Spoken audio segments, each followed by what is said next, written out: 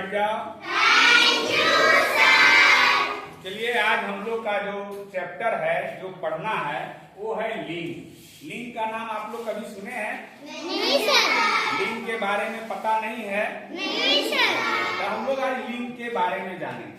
जैसे लिंग होता है स्त्रीलिंग और पुल्लिंग। आप कौन सा लिंग है तो आपको पता है? नहीं, स्त्रीलिंग है या पुल्लिंग? स्त्रीलिंग। और आप?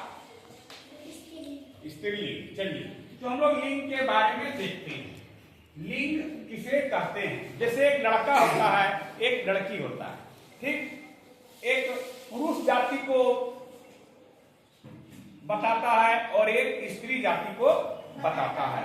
तो जो पुरुष जाति को बताता है उसको पुल्लिंग कहते हैं, और जो स्त्री जाति को बताता है उसको स्त्रीलिंग कहते हैं।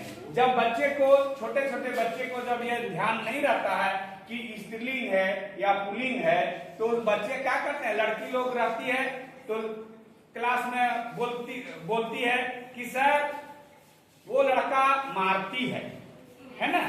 और लड़का लोग क्या बोलता है कि सर वो लड़की मारता है, वो लड़की मारता है, क्योंकि वो पुरुष जाति होकर के पुरुष जाति वाला भाषा बोलता है और लड़कियां स्त्री जाति होकर के स्त्री जाति वाला भाषा बोलती है।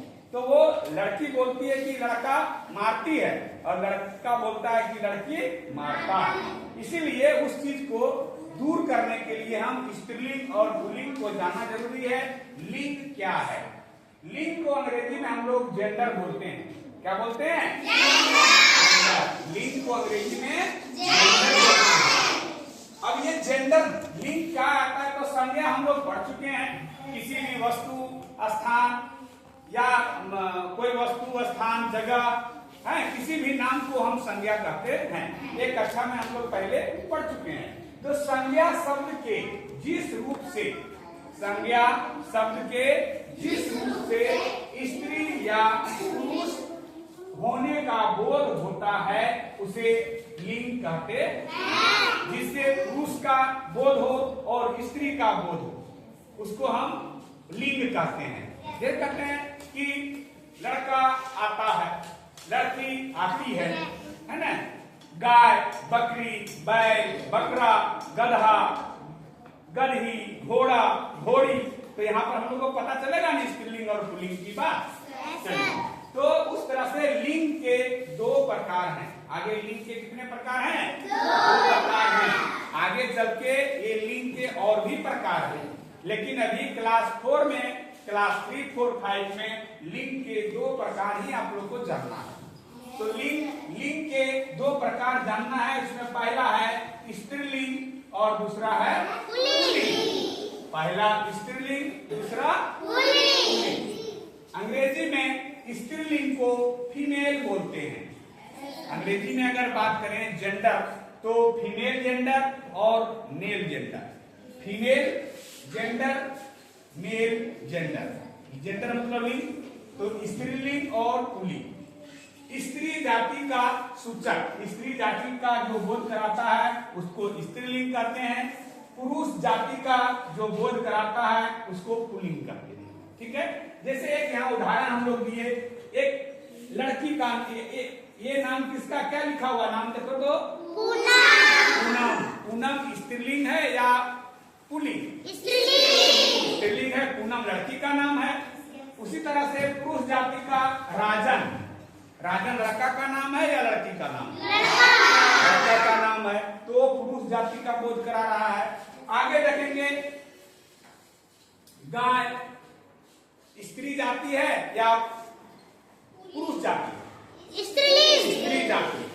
शॉर्ट में हम लोग देख सकते हैं कि अगर स्त्री और पुरुष संज्ञा की बात करेंगे तो संज्ञा अलग जगह पर है, लेकिन अगर जानवरों में या मनुष्यों में या कीट पतंगों में अगर हम लोग चर्चा, जान पहचान करना चाहें कि स्त्री और पुरुष क्या है, तो जो बच्चे को जन्म देती है वो स्त्रीलिंग, जो बच्चे को जन्म देती है वो स्त्रीलिंग, और जो बच्चे को अब दूध पिलाती है वो स्त्रीलिंग, लेकिन जो बच्चे को जन्म ना देता हो और जो अपने बच्चे को दूध ना पिलाता हो वो पुरुष। समझ में आ जाएगा? क्या नहीं? तो उसी तरह से गाय अपने बच्चे को दूध पिलाती है कि नहीं? तो वो स्त्रीलिंग होगा। बकरी अपने बच्चे को दूध पिलाती है कि नहीं? तो वो क्या होगा? स्त्रीलिंग होगा। उसी तरह से हम लोग बहुत सारे चीज को अलग कर सकते हैं, स्त्रीलिंग और पुल्लिंग।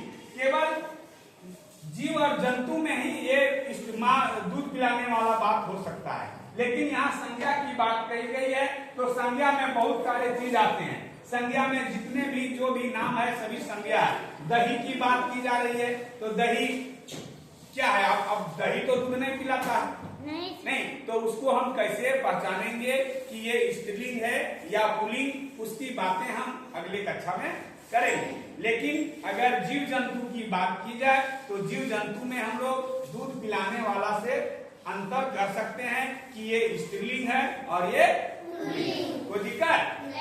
अब आप लोग को बता रहे हैं, 2-3 गो नाम ले रहे हैं, उसका बताना है कि ये स्त्रीलिंग है या पुल्लिंग है। जैसे हम लोग बता रहे हैं हाथी क्या होगा?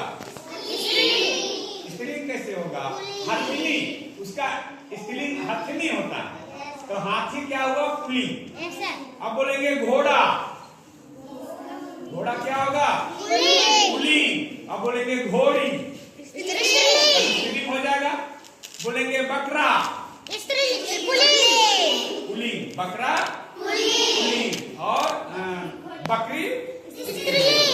अब कुछ ऐसे शब्द हैं जिसका स्त्रीलिंग नहीं होता। बाघ का होता है, बाघ का क्या होगा स्त्रीलिंग? बाघिन। बाघ का क्या होगा स्त्रीलिंग? बाघिन। देखिए हम लोग उदाहरण यहाँ पर लिख रहे हैं, कुछ स्त्रीलिंग और पुरुष जाति को पहचाने जीव जंतु के मामले में, केवल जीव जंतु के मामले में, जीव जंतु के मामले में हम लोग स्त्रीलिंग और पुल्लिंग कर सकते हैं और जान सकते हैं। जैसे मोर का स्त्रीलिंग क्या होगा? मोर हो गया, ये पुल्लिंग हो जाएगा। इसका स्त्रीलिंग क्या होगा? क्या होगा? जैसे गाय का नहीं, बैल का स्त्रीलिंग क्या होगा?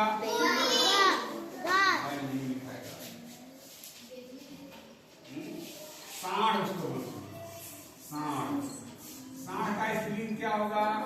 गाय। बकरा का स्त्रीलिंग क्या होगा? बकरी। चौक नहीं है, बकरी। इसका क्या होगा स्त्रीलिंग? बकरी। घोड़ा का क्या होगा? घोड़ी। बंदर का क्या होगा? बंदरिया। बंदर का क्या होगा? बंदरिया।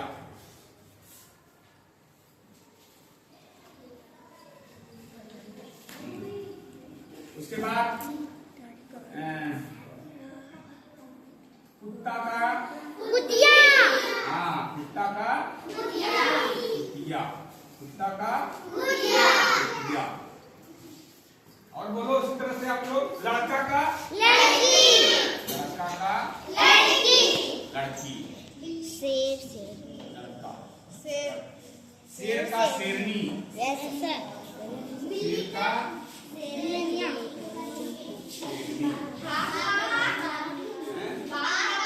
बाघ का बाघिन, बाघ का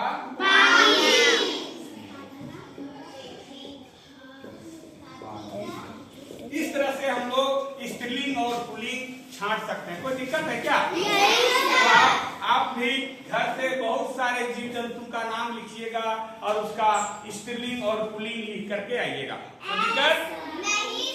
चलिए, चलो।